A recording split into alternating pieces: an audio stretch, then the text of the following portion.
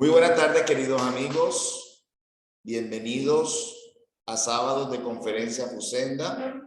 Hoy con una conferencia Espiritismo Transformador Social y Moral de la Humanidad de nuestra hermana Veracruz Espitia García de la Sociedad Espiritista de Cartagena. Tiene muchos años ya de estar en el movimiento espírita. Es miembro activo de la Sociedad Espiritista de Cartagena y bueno, ya varias veces hemos tenido acá el placer de escucharla en nuestras conferencias, en relatorías, en fin. Bueno, como toda tarea espírita, vamos a iniciar con una elevación de pensamiento, para lo cual les pido que me acompañen de pensamiento y de sentimiento para pedirle al Padre Celestial su protección, su sustento, especialmente a nuestra disertante, para que su verbo sea fluido, para que pueda expresar todo aquello que ella ha preparado en esta conferencia y que podamos salir todos de esta reunión fortalecidos en fe por todas estas enseñanzas. Muchas gracias y que así sea. Adelante, Vera, gracias por aceptar esta invitación. La palabra es tuya. Gracias a ti. Bueno, buenas tardes para todos. Y como fue anunciado, la conferencia lleva por título Espiritismo Transformador Social y Moral de la Humanidad. Siguiente.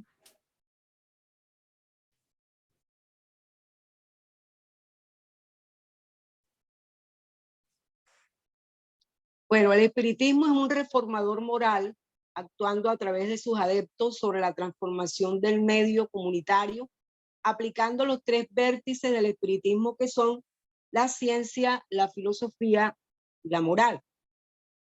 Esta transformación se reflejará en todas las dependencias del gran campo social, ya que cada individuo se nutre periódicamente del progreso que los cambios sociales proponen. Por ejemplo, la introducción de reformas a las costumbres, la supresión de otras negativas, y esto va indicando con el tiempo una mejora global que determina nuevos ciclos de progreso y advenimiento de etapas constructivas. Esto lo notamos nosotros en cómo van avanzando las sociedades, cómo se van reformando ciertas costumbres, cómo se va mediante leyes mejorando las relaciones sociales. Por ejemplo, en el campo del crimen, podríamos decir, las leyes cómo van mejorando para que sean castigados aquellos que cometen estos crímenes, aunque todavía falta mucho. Nosotros sabemos que estas leyes no son perfectas, que son hechas por los hombres y por lo tanto tienen muchas falencias todavía, pero que sí, y los espíritus nos lo dicen, sí hemos avanzado en el campo de las relaciones sociales y de ir pues avanzando cada vez más en estos procesos de nuestro relacionamiento social. Siguiente.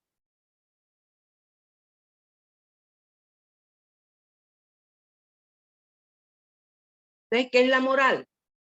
Es lo relativo a las costumbres o a las reglas de conducta, que es la apreciación del entendimiento o de la conciencia que no concierne al orden jurídico, sino al ámbito de la conciencia personal. Aquí nos lo está diciendo muy claro, no es una cuestión jurídica, es algo interno, es algo que concierne a nuestra conciencia. Ahora, ¿cómo estamos en cuanto a esa conciencia? Juana de Ángelis nos dice que la humanidad la mayoría de nosotros estamos con la conciencia dormida, en ese estado de conciencia dormida. Entonces, el espiritismo nos ayuda a despertar esa conciencia. Entonces, cuando nosotros despertemos esa conciencia, vamos a ser más responsables, vamos a distinguir muchísimo más entre el bien y el mal y va a mejorar nuestra conducta. Entonces, ¿cuál es el objetivo exclusivo del espiritismo? Es la enseñanza moral. Tiene tres aspectos: científico, filosófico y moral. Pero digamos que la base, lo más importante, lo que sustenta este edificio de todo este conocimiento espiritual, es la enseñanza moral. Ahí está todo. Si no tiene esa base, si no tiene ese sustento moral, lo demás puede perder significado y se puede caer. Nosotros vemos dentro de nuestra doctrina cómo algunos se van por la parte científica y no le dan importancia a las demás, o se van por la parte filosófica, o simplemente dicen que ¿para qué la enseñanza moral? ¿Para qué el evangelio? Entonces es como despreciando esa parte muy importante, pero muy importante de la enseñanza de los espíritus.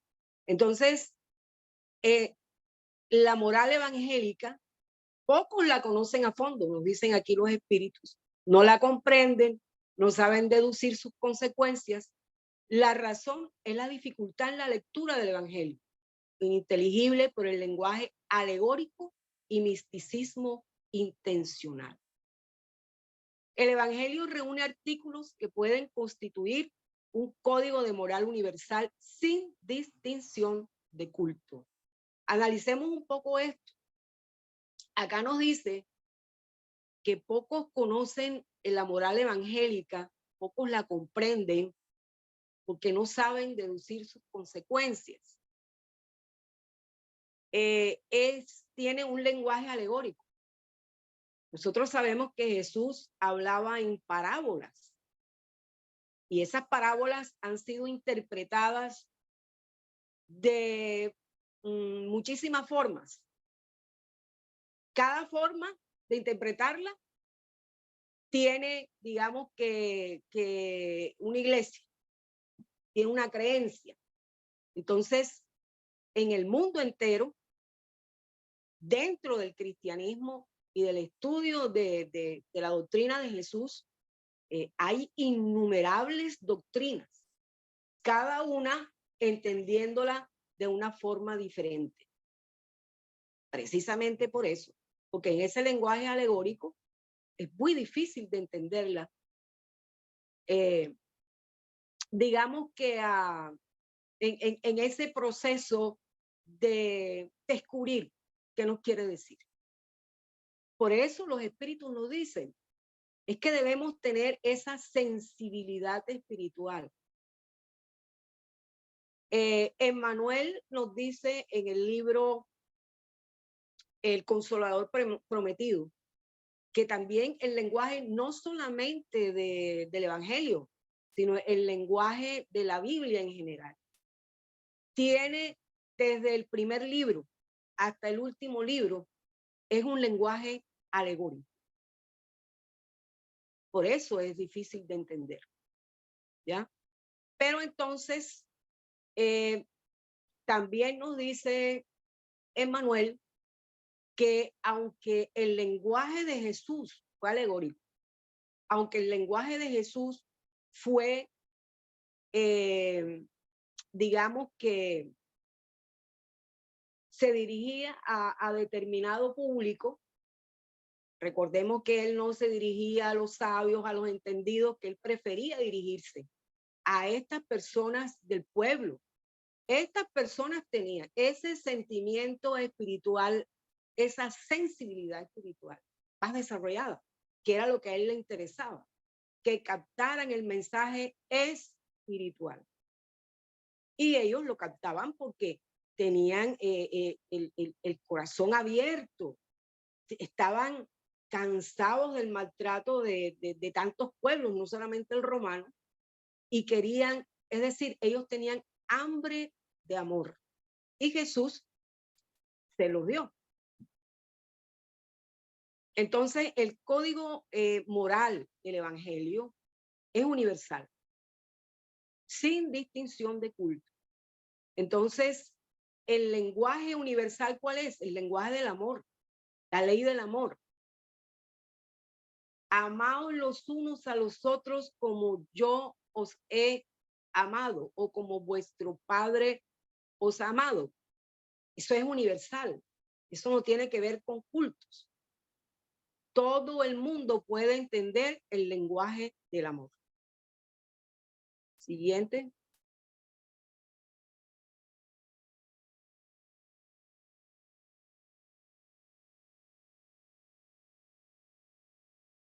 Bien, la educación moral. Cabe la tarea de crear condicionamientos sanos en las personas a fin de que no realicen todo lo que deseen, aunque puedan. Entonces, no podemos hacer todo lo que deseamos, aunque podamos. Y un ejemplo que podríamos colocar aquí es la actitud de los poderosos de la tierra, los que manejan un país, los que están en altos cargos, tienen el poder, tienen el dinero y piensan que pueden hacer lo que quieren sin tener una responsabilidad moral. Entonces, esa educación moral nos enseña eso. No todo lo que nosotros queremos, no todo lo que nosotros deseamos, lo podemos hacer. Y eso también nos lo enseña Juana de Ángelis en sus libros. Esclarecer esa conciencia, esa forma de distinguir hasta qué punto nosotros podemos llegar para que por nuestro comportamiento vayamos a hacerle daño al otro. Entonces, no todo lo que nosotros deseamos hacer, podemos hacerlo, porque esto tiene unas consecuencias morales, tiene unas consecuencias con la ley de causa y efecto. Siguiente.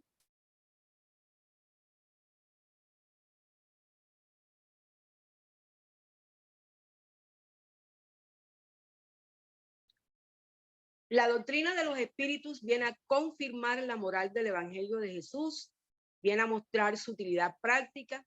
El espiritismo muestra los inevitables efectos del mal y por consiguiente la necesidad del bien. Y nosotros lo estamos viendo en estos momentos, con las guerras, muy especialmente con esta guerra entre Rusia y Ucrania, que realmente que yo diría que es en una sola dirección. Entonces, en el libro de los espíritus, hay una pregunta que es, ¿los espíritus nos enseñan una moral nueva, algo superior a la que Cristo predicó? Si esa moral no es otra que la del Evangelio, ¿para qué sirve entonces el espiritismo? Precisamente el espiritismo viene a confirmar esa moral de Jesús. El Evangelio de Jesús, la moral de Jesús, las enseñanzas de Jesús son las enseñanzas del espiritismo. El espiritismo es el Evangelio redivivo, ¿sí? Explicado, más claro.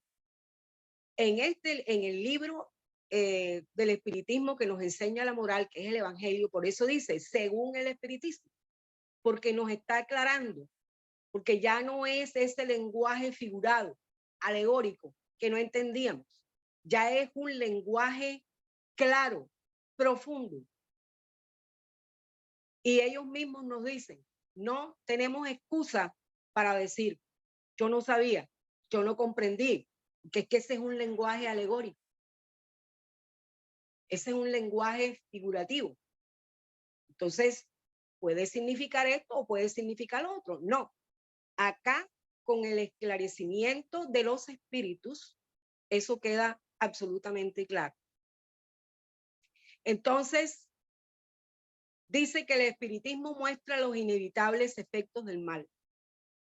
Miren esta imagen en donde hay destrucción, en donde hay muerte, en donde hay pánico, horror, en una guerra en donde los civiles que no están involucrados mueren, son torturados, son aniquilados sin piedad, y eso se viene mostrando a través de la historia, porque el planeta Tierra, si ha tenido un periodo de paz, ha sido muy pequeño, porque si nosotros analizamos la historia nuestra es una historia de violencia, de guerra fratricida, de odio, de resentimiento. Esa es nuestra historia. Siguiente.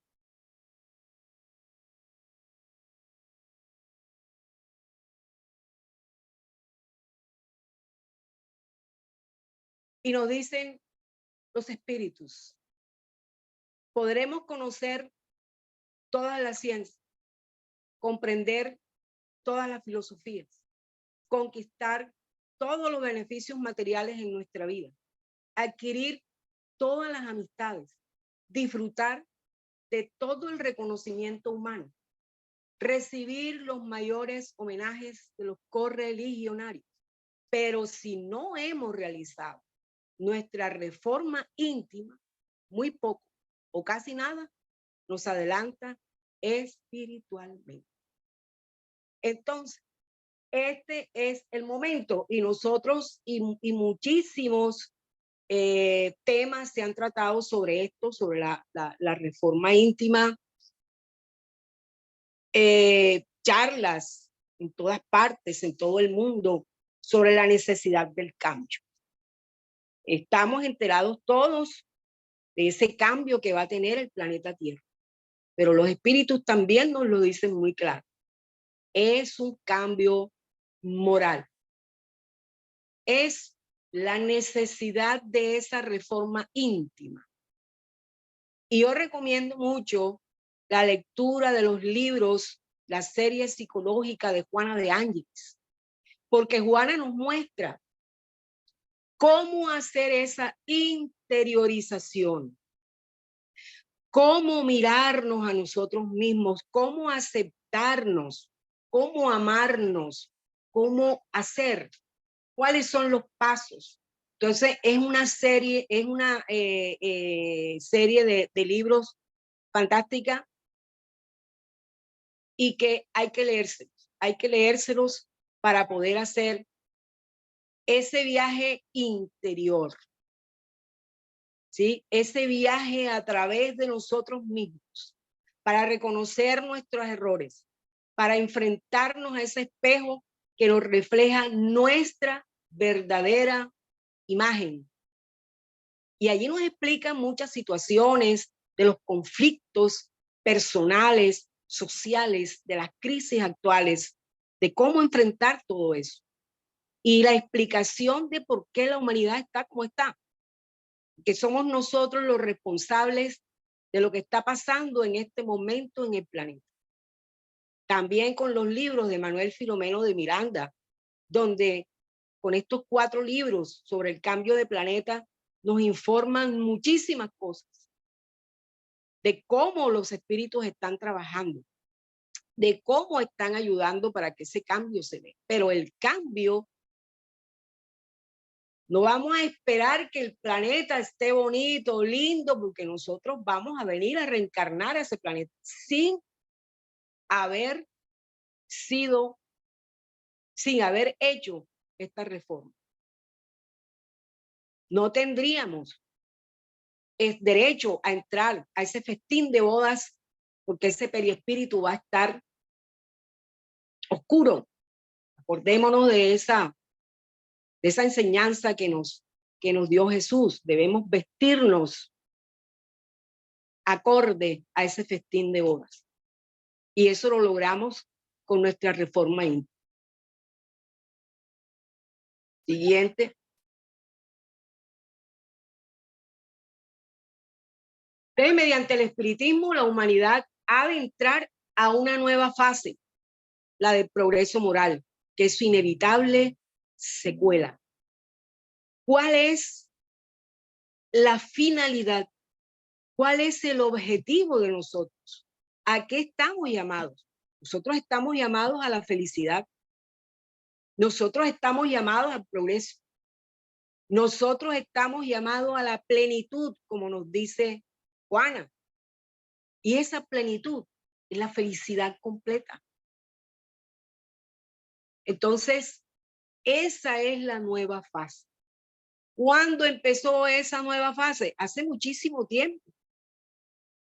Desde que anunciaron la venida de Jesús, desde que prepararon el camino. Cuando llegó Jesús y ya trajo esa enseñanza maravillosa del amaos los unos a los otros, de la ley del amor, que es universal. Entonces, el destino final del ser humano es ese, nuestro progreso moral. Siguiente.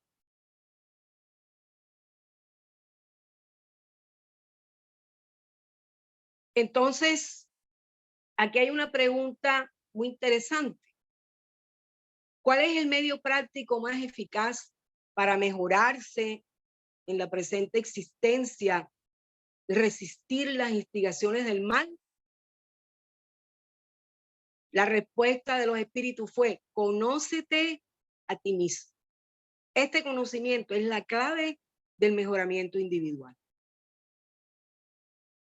Y nos dicen los espíritus: no hay faltas irremisibles que no puedan ser borradas mediante la expiación. Absolutamente todas. El hombre encuentra el medio de hacerlo en las diversas existencias que le permiten avanzar por la senda del progreso hasta la perfección, que es su meta final. Estamos llamados a la perfección. Entonces, esto que nos dice acá, recuerdo algo que leí, una nota que leí en una revista espírita, en donde el espíritu de Humberto de Campos se encuentra con el espíritu de Judas. Recordemos que Judas, digamos que no comprendió la doctrina de Jesús. Yo no quiero llamarlo traidor. Él no lo comprendió, pero amaba al maestro. No quería su muerte. Él cometió un error, un gravísimo error, creyendo que Jesús no iba a poder liberarlo porque él pensaba era en una liberación material del yugo romano. Pero la enseñanza de Jesús era la liberación del espíritu a través de sus enseñanzas del amor. Y fue incomprendido por muchos hasta ahora. Es un incomprendido. Entonces se le acerca a Humberto de Campos y le pregunta: ¿eres tú Judas Iscariote? Él le dice: sí, soy yo. Que en cada época de Semana Santa y se acercaba a esos lugares por donde él transitó y por donde sucedió lo que sucedió, él terminó suicidándose. Entonces, él lloraba entristecido porque a él el mundo no lo había perdonado. Él seguía siendo Judas, el traidor. Y él dijo: pero ya yo me perdoné, porque ya yo pagué a través de sus expiaciones, que fueron muchas, y la última como Juana de Arco, en donde fue asesinado o asesinada, ella como Juana de Arco, traicionada, tal como sucedió con Jesús. Me llamó mucho la atención que él dijo, Dios, no dijo, Dios me perdonó, pero ya yo me perdoné a través de ese recorrido que hacemos en las reencarnaciones y mediante la expiación. Nosotros liberamos nuestro espíritu de todas esas deudas que tenemos con la ley de causa y efecto, que es la justicia divina, que no es el Dios castigador, que es el Dios que nos da la oportunidad mediante la reencarnación que nos pongamos a paz y salvo. Y es así como debemos ver esta ley, no como una ley castigadora, sino de oportunidad. Entonces, así conseguimos llegar a la perfección. Siguiente.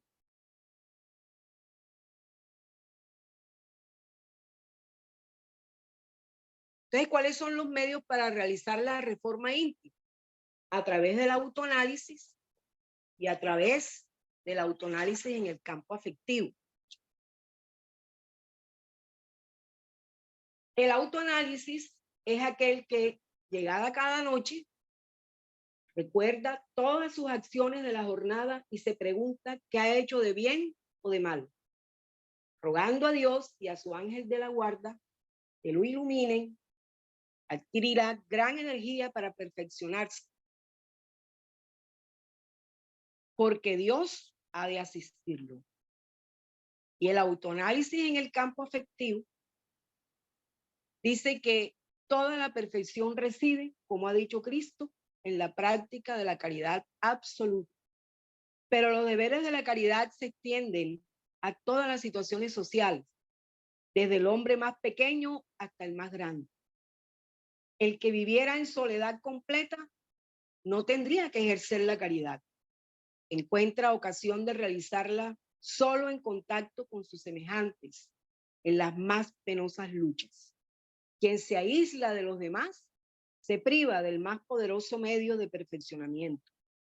No sabiendo pensar más que en sí mismo, su existencia habrá de ser la de un egoísta. Entonces, es allí donde encontramos la oportunidad de perfeccionarnos.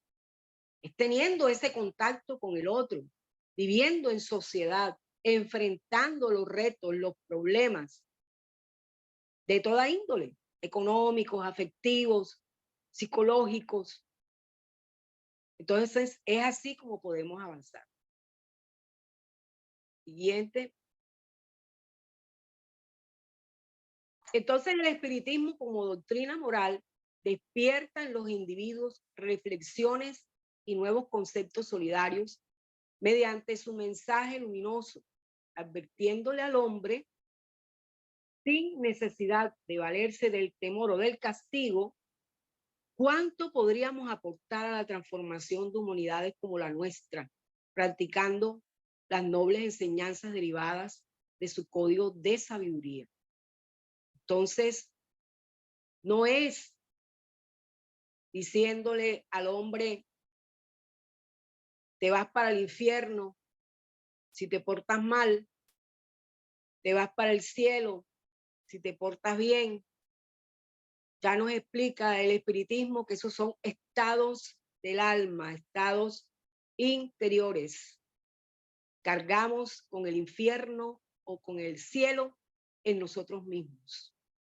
Entonces la doctrina espírita, ya lo hemos dicho, no es una doctrina que señala, que critica, sino es una doctrina absolutamente amorosa, una doctrina esclarecedora que nos dice, somos inmortales, la vida no se acaba aquí, continúa viviendo, tienes un futuro, que es lo que el materialismo no nos dice.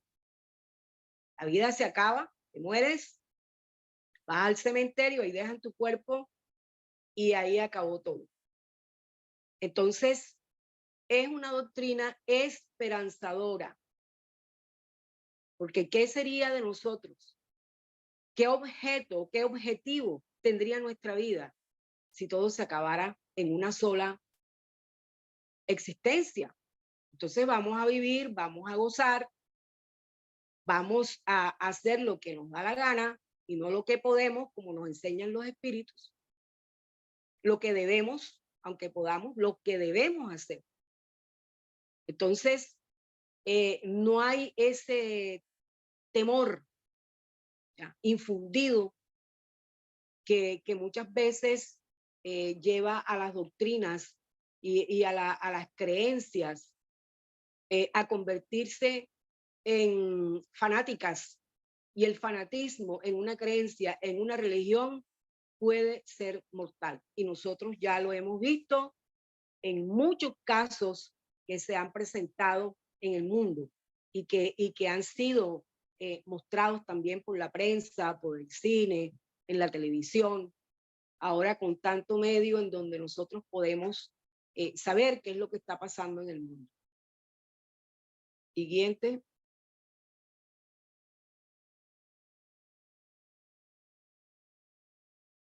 Entonces, cada individuo que practique las orientaciones de la doctrina se convertirá en un catalizador del medio social, ya que modificándose a sí mismo, trasladará todos los beneficios conseguidos a la gran masa de seres humanos que lo rodean. Entonces, esto es, somos multiplicadores. Nosotros nos transformamos, pasamos eso a la gran masa y empezando por nuestra familia y así se va extendiendo y la sociedad se va transformando y la humanidad se va transformando. Entonces, los cuales irán transformándose, o sea, los otros seres humanos y evolucionando a través de la reencarnación, que ya lo dijimos, esta es una gran oportunidad de progreso porque es así como nosotros nos podemos perfeccionar a través de la reencarnación. Siguiente. Entonces la doctrina espírita viene ahora cuando las condiciones son favorables a iluminar la razón y reforzar la simiente de la verdad que alberga el corazón del hombre para invitarlo a un conjunto de realizaciones que permiten lograr la nueva faceta de nuestro hábito.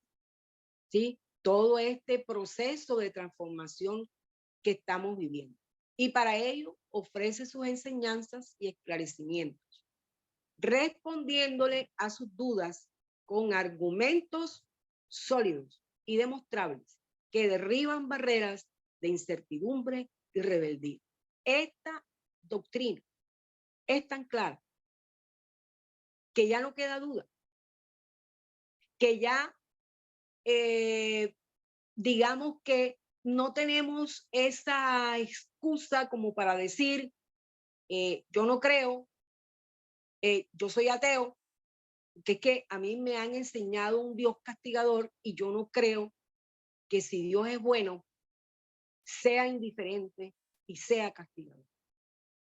Nosotros hemos escuchado a muchísimas personas, inclusive dentro de nuestra propia familia, pero ¿por qué permite esto? En este momento en que está esta guerra, pero ¿por qué no detiene a Putin? ¿Por qué estos seres tienen que reencarnar? ¿Por qué nos están haciendo la vida imposible? ¿Por qué están con el dedo en el botón que pueda llevarnos a una guerra atómica? Y todos tenemos esa desazón y tenemos ese temor. Entonces, y los espíritus nos dicen que el planeta Tierra está en manos de Jesús y que Él lo va a llevar a buen puerto, a buen final. Sí, el libre albedrío se respeta, es respetable, los espíritus superiores y Jesús lo respetan, pero ellos también tienen sus mecanismos para impedir ciertas situaciones en el planeta. Y es por eso que ellos están trabajando muy fuertemente en todo el planeta. Entonces,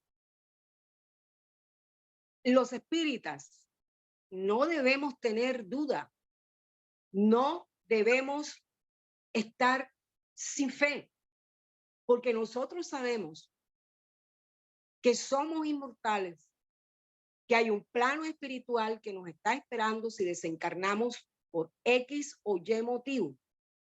Simplemente nosotros debemos estar preparados, porque nosotros tenemos la luz, tenemos el conocimiento y somos nosotros los espíritus. A través de esta doctrina tan esclarecedora que debemos pasarle a esas otras personas esa fe, esa confianza que tenemos en la ley del progreso. Porque en el libro de los espíritus dice que ningún ser sobre este planeta tiene la capacidad, ningún ser humano, de oponerse a la ley del progreso. Y dan un ejemplo. Es como si pusiésemos una piedra, una piedrecita pequeña bajo un coche grande. No impide que avance.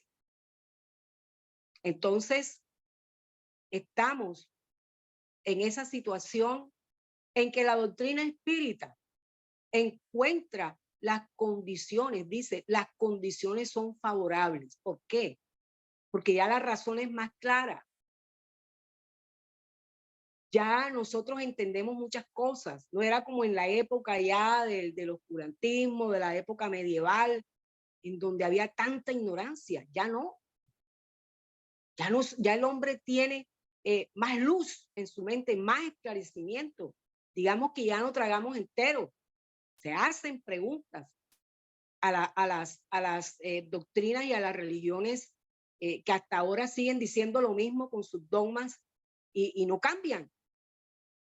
Entonces, estamos ya preparados para poder entender todas estas verdades. Siguiente.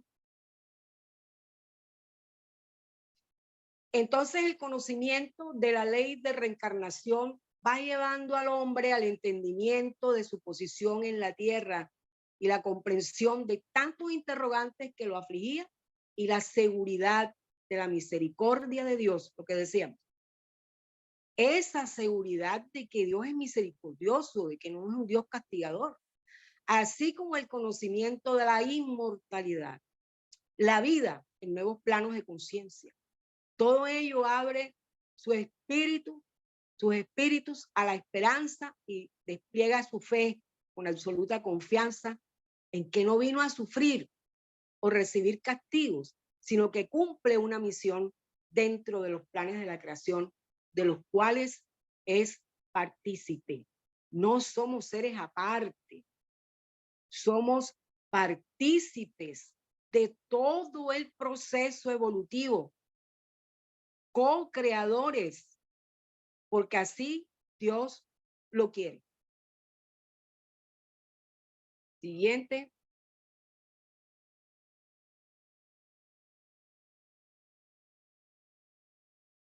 Que ponga en práctica con los demás seres todos los ideales que la doctrina espírita nos ofrece, que procure hacerse cada día más un ciudadano del universo practicando la fraternidad. Y aquí cuando nos hablan de ciudadanos del universo, a mí me gusta mucho porque eso rompe barreras, las barreras a las que estamos acostumbrados los seres humanos, barreras de toda clase, barreras físicas, levantamos muros, establecemos límites, hasta aquí llega Colombia, de aquí para allá es Venezuela, y eso también trae guerras, los diferentes idiomas, las diferentes culturas, todo eso lo convertimos en barreras. Entonces somos ciudadanos universales, todos somos hermanos. Entonces no te ayudo porque tú eres de Estados Unidos y yo soy latino. y no te ayudo porque Estados Unidos y Rusia son enemigos. Y entonces aquí viene la guerra y lo demás. Entonces debemos, digamos que romper todas esas barreras.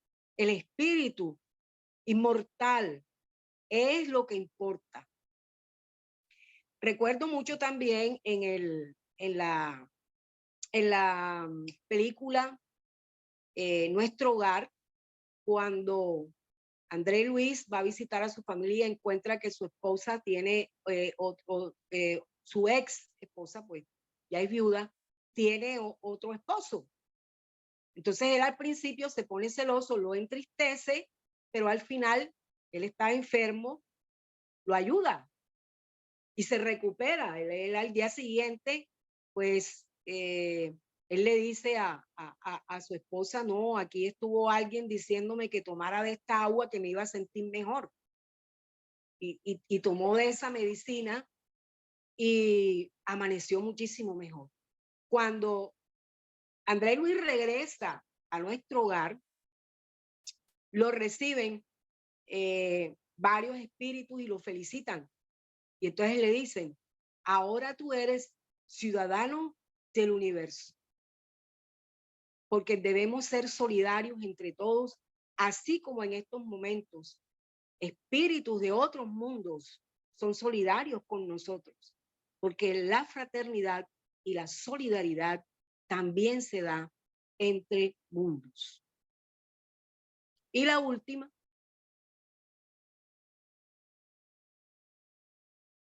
nos dice que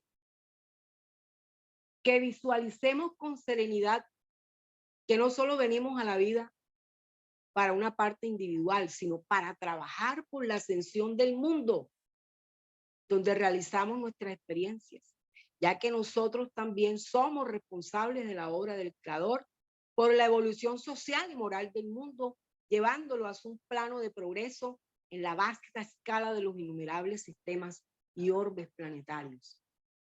Entonces tenemos un futuro promisorio, prometedor, pero depende también de nosotros qué tan rápido se produzca ese cambio en el planeta. Ya sabemos que debemos empezar por nosotros mismos. Y la doctrina espírita nos está dando todas las herramientas. Entonces, hasta aquí pues la charla de hoy, la conferencia.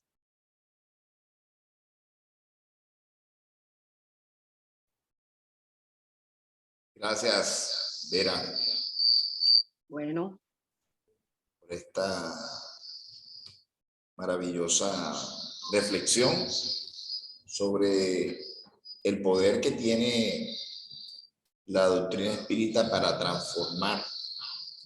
Y también podríamos ponerlo en la perspectiva del poder transformador de los espíritas, porque los que le damos vida a la doctrina somos precisamente sus seguidores y que tenemos un reto inmenso, un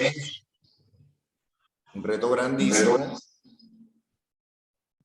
en el sentido de todos estos principios que tú nos has hablado hoy, de la reencarnación y todos los demás de la doctrina espírita, la pluralidad de existencias, recordar las enseñanzas de Jesús, de la fraternidad, el amor. Somos nosotros los que le damos vida. ¿En qué? En nuestras acciones. Y recuerdo ahora, en una conversación que tuvimos con Divaldo, los miembros bueno, los presidentes de Confecol, en una ocasión, le preguntábamos qué era lo que hacía que el espiritismo fuera tan masivo en Brasil. Y él nos decía que era por el respeto que se tenía ante los espíritas por la acción social. Tú hablabas de el espiritismo transformador moral y social de la humanidad, tu charla.